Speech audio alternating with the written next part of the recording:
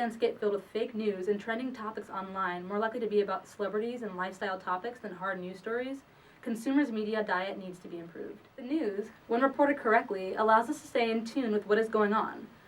But what if we only read sources we agree with? Social innovation is the NewsMap, a media platform in the form of an app and website. The more viewers zoom in on a map of the world, the more they see. Stories by larger international and national outlets can be found by clicking on a map on the main screen, but as they zoom in closer into states and cities, they can see coverage of stories by local news outlets. If someone were to access news through the NewsMap for the first time, they would first take a quiz on what kinds of news they want to view, and whether or not they want to see both national and international sources. They could click on a major news story from a list of the day's top ones, and all of the stories that are available through the NewsMap would show up as pins or newspaper icons on a map of the world. Once viewers zoom in or click on an icon, the stories from particular areas would appear. Along with a link to the stories, information about the news source would be listed.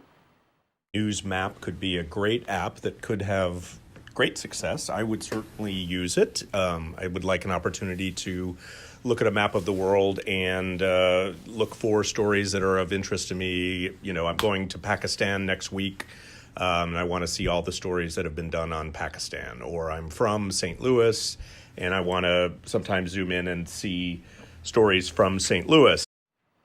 Say you zoom into Main Street in Durham, New Hampshire.